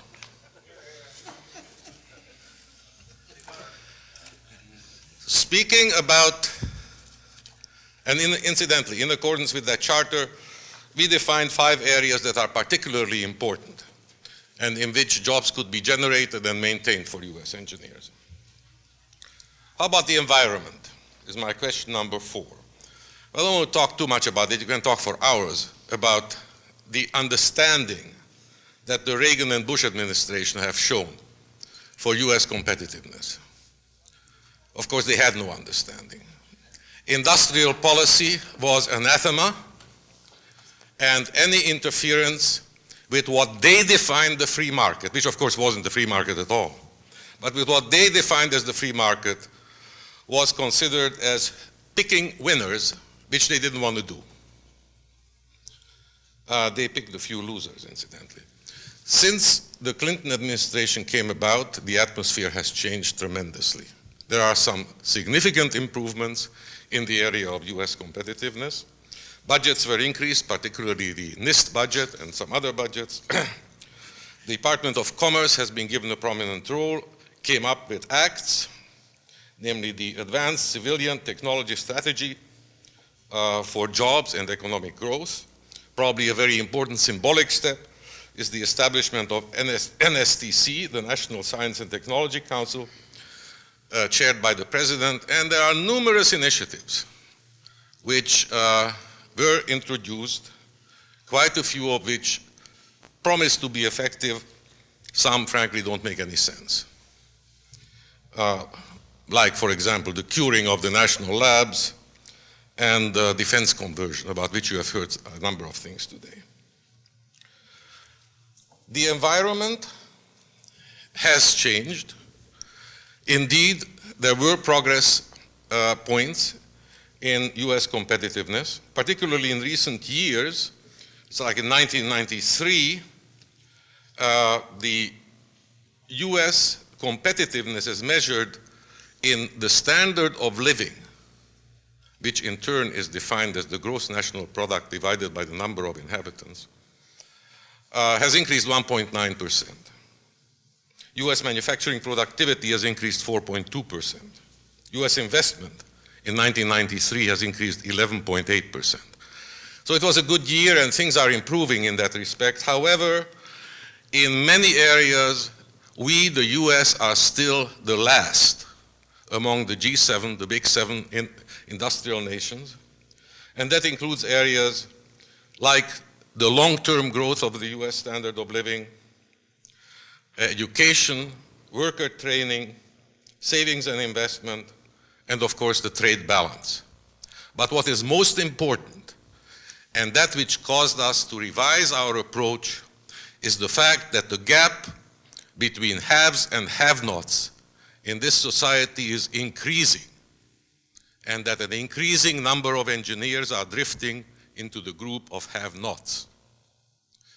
The fact is that the standard of living on the average is increasing. And that means that those of you who want to become investment bankers ought to do so. Their standard of living is increasing. I don't know what percentage of US engineers can be converted into investment bankers, but I'm all in favor of doing the maximum you can do in that area. Don't kid yourself. The situation is pretty bad. The next question is what happens to the US engineer? Well, you know what's happening to the US engineer. The situation is very bad in defense, which directly and indirectly was the home of 50% of the US engineers only a few years ago. You know that global economy, multinational companies, it's like with water. Water goes, as you learned in initial physics, in your elementary physics, water seeks the lowest point, multinational seeks the lowest wages. And that's not good for you. Information technology has made it possible to export jobs, and that is being done on an increasing scale. Foreign students in the US amount to about 439,000, over 250,000 of them are from Southeast Asia. Over 90% of them study technology and science, and whatever they do, there are the following things that are sure. One, they don't pay for the cost of their education, because even if they pay for full tuition, that doesn't pay for the cost of their education. The average university gets only 50% of its expenses from tuition. If they stay in this country, they take away jobs from US engineers. If they go home to their countries, they take away jobs from US engineers via exporting jobs and tasks from this country to their countries. The prospects are pretty bad, as you have heard yesterday from Edith Holloman.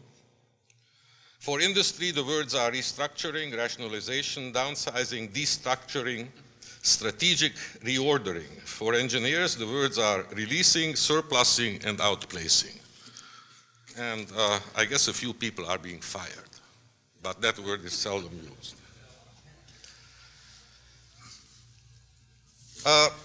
The question arises, Can anything be done in this situation? And if so, what? Well, of course, on the individual level, a great deal can be done. You can become consultants, you can become entrepreneurs, you have heard about those things. But that does not solve the problem of the vast majority of engineers. The fact of the matter is that there is, if there is a solution, only one approach, and that is to convince the US government to take a more protectionist approach in the areas in which we are interested. Now those are bad words. Protectionism is being condemned these days. However, some people have done it, at least temporarily, pretty successfully. France has applied it, Japan has applied it, Korea is applying it. It is not going to solve the problems of these nations in the long run, but it provides a cushion. The next question is, will IEEE be the organization which protects the US engineer? And that's a hell of a good question. I'll be very brief about it. 75% of IEEE members are working for industry. Out of these, 50% for large industry, meaning industry employing 5,000 or more people, 68% for medium industry or medium large industry, namely those employing 1,000 or more people. 84, I'm talking about numbers that we got from the recent 1994 IEEE member survey.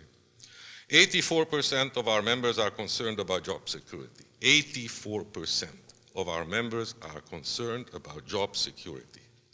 73 to 75% of our members are very much concerned about high income and advancement opportunities.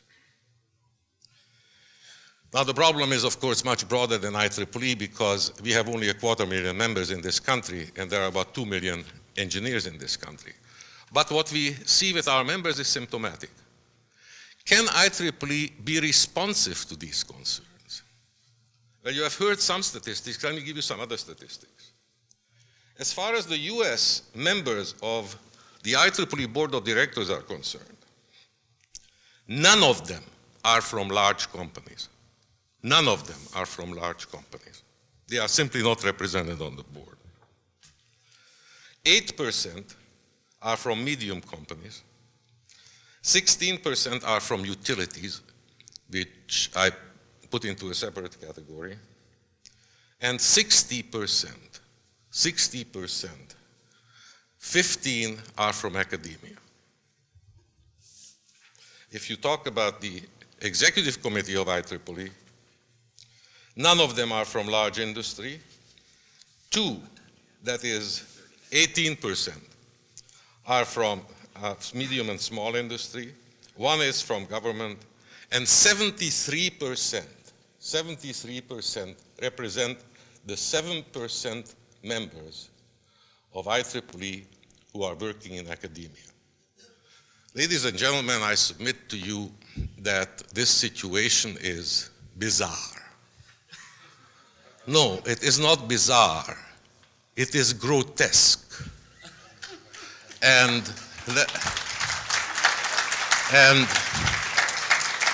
let me tell you that if anybody wanted to paint a caricature of our membership, if Daumier in the 19th century had tried that, he could not possibly have painted a better caricature than is our own board of directors.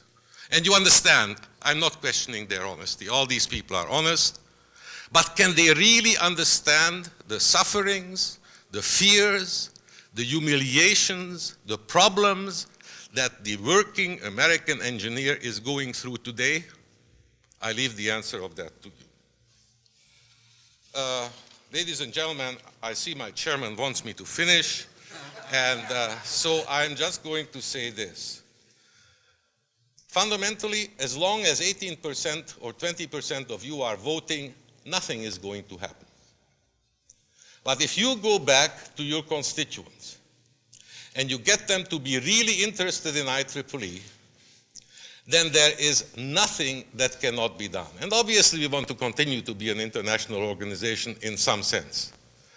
But basically and primarily because you cannot dance on two weddings at the same time. That's an old Yiddish proverb. You cannot dance at two weddings at the same time. You got to make up your mind, what is your priority? And the priority of this organization ought to be the US member and its well-being.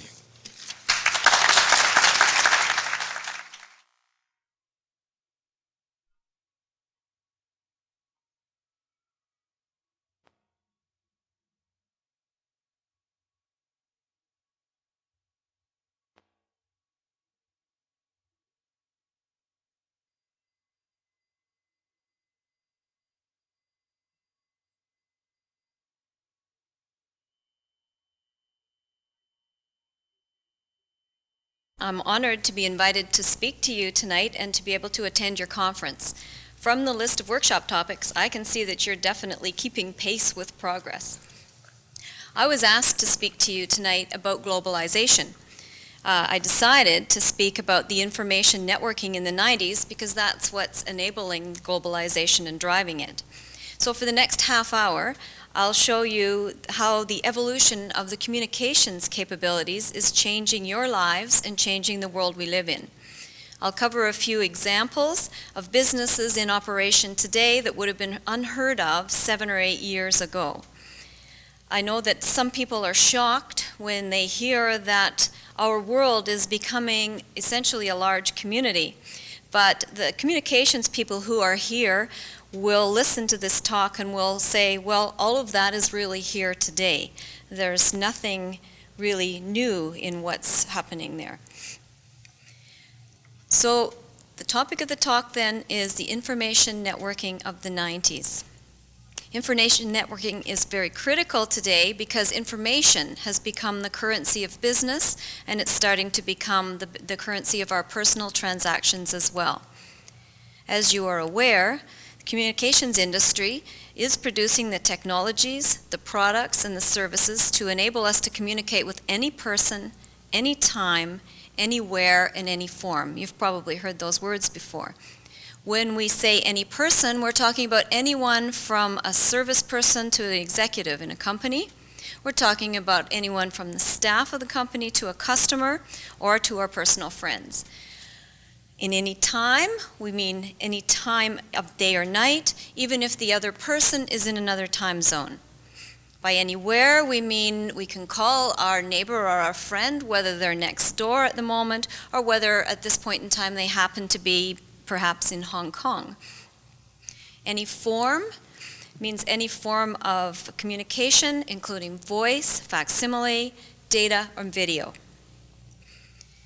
Before we get into the details, I'd like to quote a few examples that I found in an article from New Scientist, April 16th, 1994. There were 4 examples in that article of businesses which are existing today using these technologies.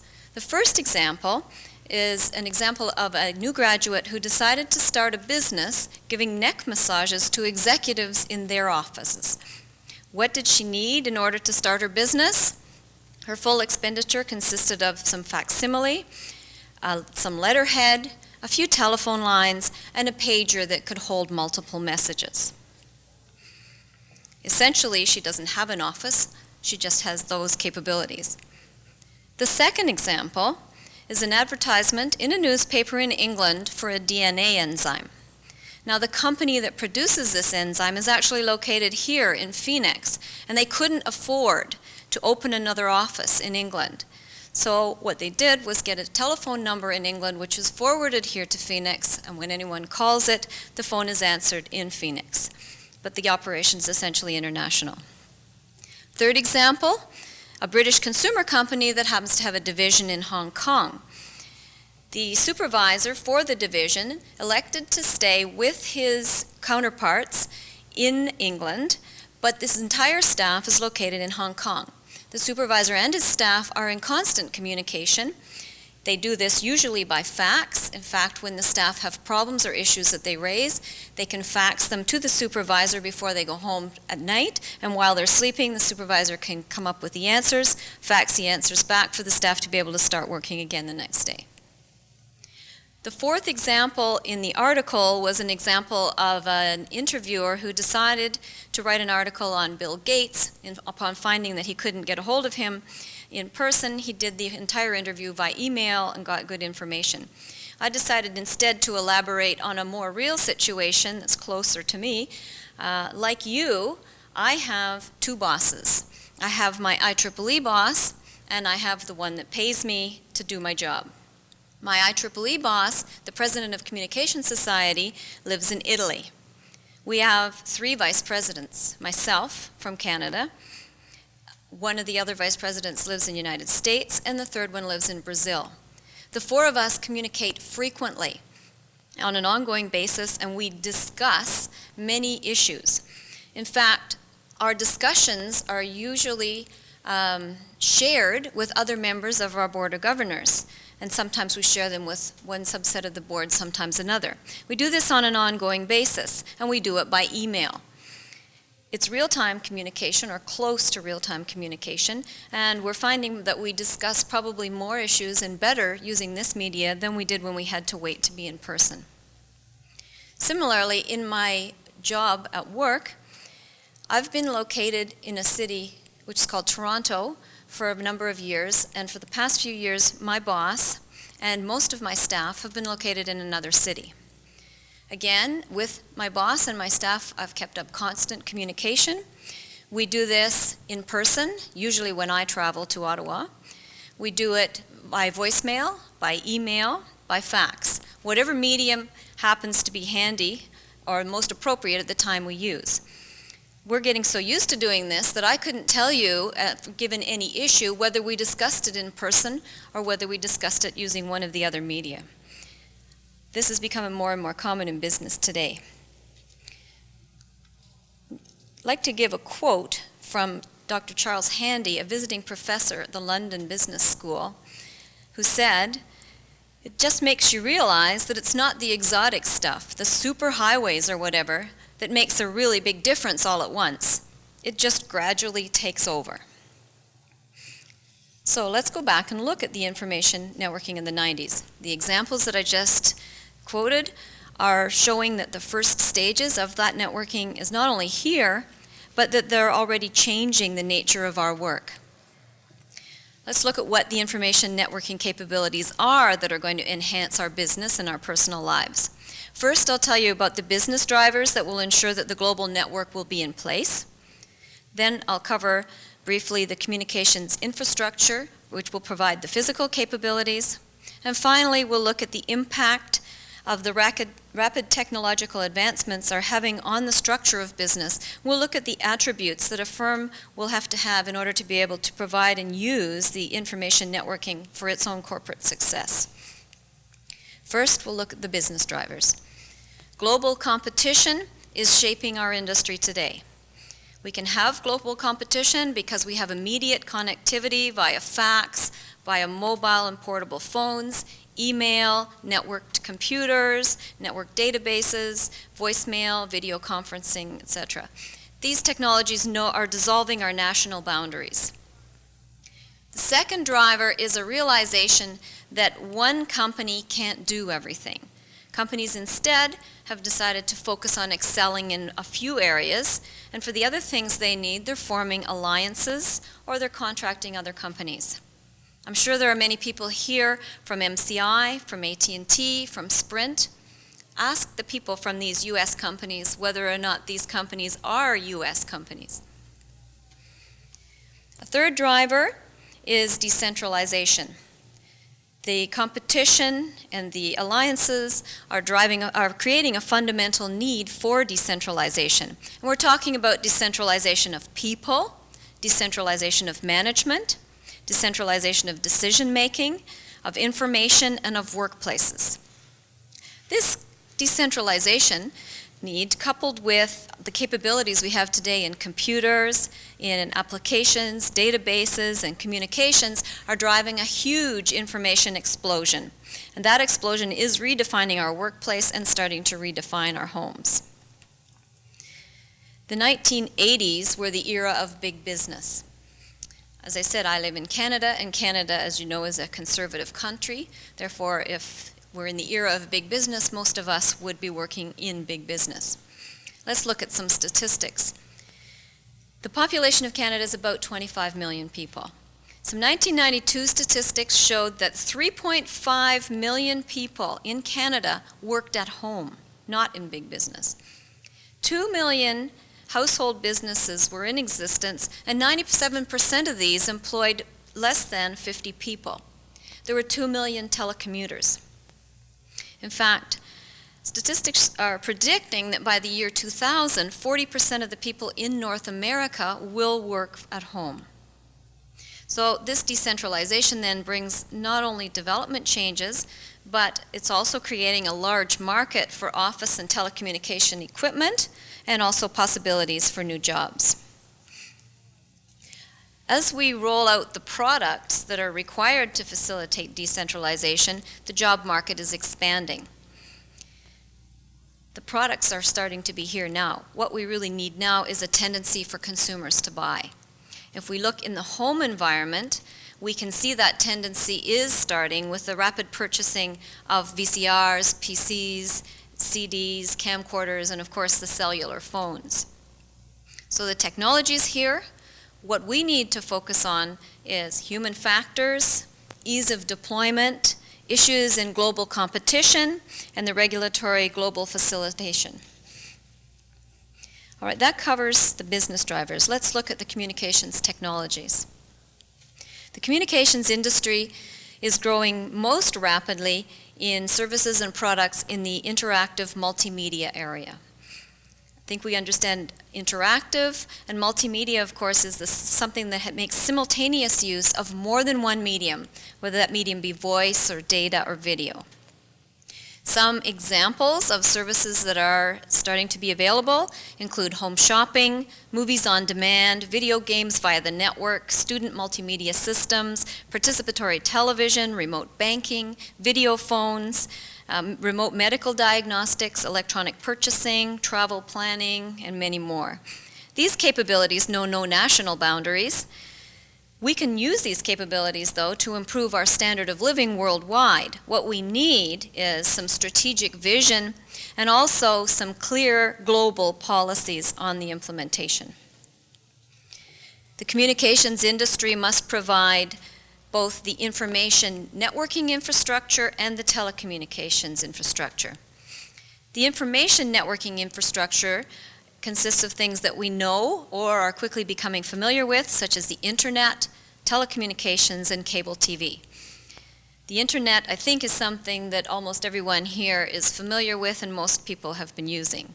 Even my children are after me to get a home connection to internet so that they can get to the files that they want.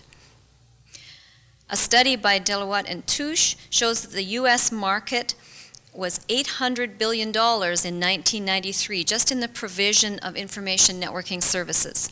Amongst the providers that they included in this calculation were the distributors, like the telephone companies, the cable companies, the information and entertainment providers, the packagers, such as broadcast networks, online information servers, user device vendors, and network equipment providers. In IEEE, we're using internet for email, and that's where most people are familiar with the use. Another example, though, that I saw very vividly last week was I attended an IEEE conference in Brazil. There were more than 400 attendees at this conference, and 60 of them attended from home or from work. They did not travel to Brazil. They attended via the M-Bone, which is an experimental use, sending slow scan video over the network. So these people watched essentially live in real time the presenters and the slides at the conference as we saw them. There's also, of course, remote computer use, transfer of files, and facsimile available on internet. It's enhanced with automated mailing lists, with news distribution, with interactive information delivery services, directory services. There's interactive group communications services, and you're probably familiar with some of the issues that are arising from these. Some of the emerging services on internet include commercial electronic data services. There are encryption technology services such as, for example, signature verification or copyright protection. IEEE has many technical publications. We could take these publications today and we could put them up as files on the internet and make them available in real time to everyone. But there are many issues, and one of those issues is copyright protection. There are people looking at stamping these files so that only a certain number of copies could be produced, and to create a situation which could follow some of the rules that are in existence today in the paper copy world. Another example, of course, is multimedia and video services, such as the conference that I'm talking about from last week. In 1994, we had 19 million users on the internet, and one projection states that there will be 2.5 billion users on internet by the year 2000, as things are going today. So the telecommunication infrastructure must be in place as well to provide the information networking. This telecommunication infrastructure includes the standard switching and transmission technologies. Some of the new technologies that are coming out are broadband ISDN, ATM, mobile communications, and fiber optics. But in addition to these, we also see a growing need for more network intelligence and also for network management. Building and introducing these capabilities are creating many interesting jobs, but in the same time, we're creating many issues. There are many social and environmental issues. You've all heard the issues about mobile phones versus cancer. There are business issues, regulatory issues, such as who can and who should provide the network intelligence when 2 or 3 companies want to provide it and could build the capability. Who can and should provide the management? Can a company located in the United States, which has a network in the United States, get its network management, for example, from Canada? So there are many issues that today need to be addressed and resolved. All right, finally, let's look at the attributes that a business will have to be successful in this environment. We've got rapidly changing technology, and that was precipitated by wavering world economies. What this did was generate an increased focus, at least in North America, on short-term profits and goals. This, of course, made an increasingly competitive business environment, and it's driven companies to become lean and mean. Some of the key words that companies need to be are innovative, creative, nimble, and responsive to the market. In order to do this, most companies need some fairly major restructuring, and this restructuring goes beyond just moving boxes around on an organization chart. They need to develop some new attributes. Some of the attributes that companies are going to need, first of all, are a committed executive team.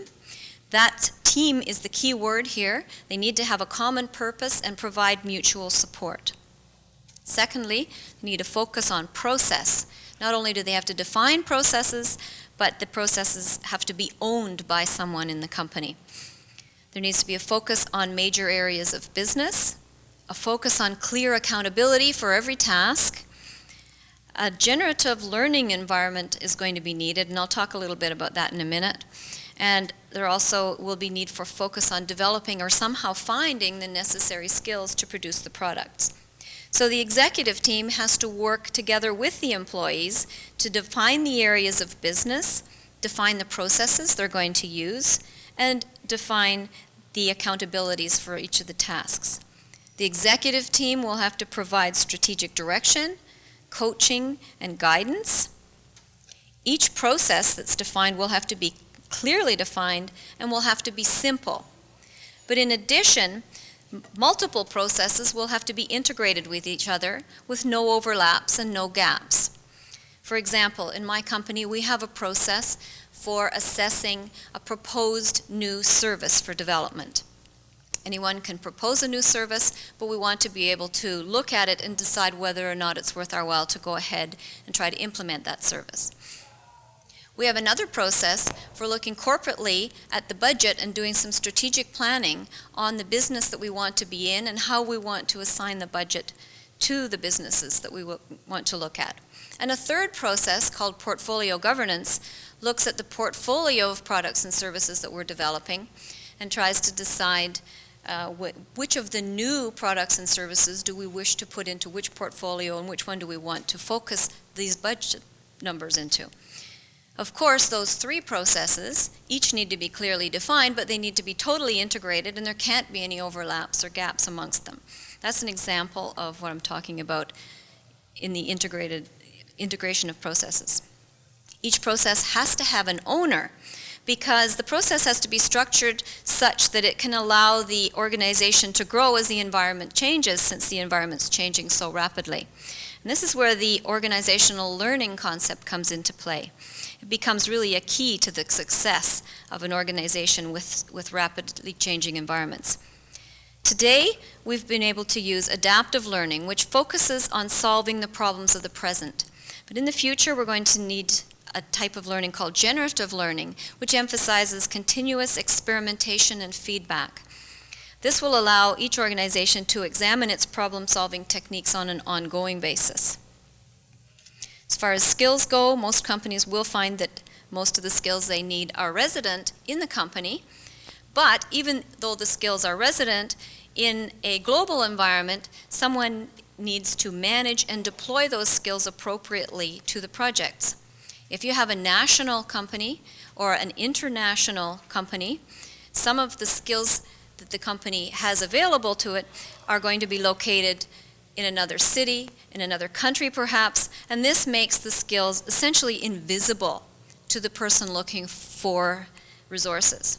Someone has to do very good management of the resources in order to do and optimize the deployment. With the rate of change of the environment so high, the requirement for skills is going to be evolving very rapidly. This is going to be forcing companies to hire from outside or form alliances more so than in the past. Let me just give one more quote, again from the New Scientist article, of a number of jobs that were listed in a post office directory for the year 1900. These are the professions listed: ash collectors, starchers, blood dryers, morning hat band makers, soot merchants, lamp black makers, lamplighters. How many of these professions do you know? What capabilities and skills have replaced these professions? What skills will we need in the year 2000 or 50 years beyond? The world we're seeing is in a race to becoming a single community, and information network providers are providing communication for us to talk to any person, any time, any place, in any form. So in summary, we've said that information is the currency for the information age, both in business and at home. The business drivers that are operating today are global competition, a realization that no company has the ability to do it all, and a trend to decentralization. The communications infrastructure in place has to provide not just communication facilities, but also things like information, entertainment, all kinds of services that will enrich our lives and help us to overcome the inconveniences that we face today. The corporate business structure, both for businesses and for organizations such as IEEE, has a drastic need to change in order to meet the needs of an international marketplace. The technologies are here. The technologies are still developing. This leaves us with many issues to address. The issues, some of them are business issues, technical issues, environmental issues, social and regulatory. PACE, I'm sure, will have your share of this type of issues to deal with, as we have in communication society.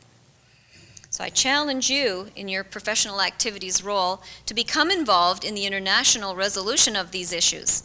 Don't let PACE become an acronym for people against communicating with elsewhere, because the world is already overtaking us. Thank you.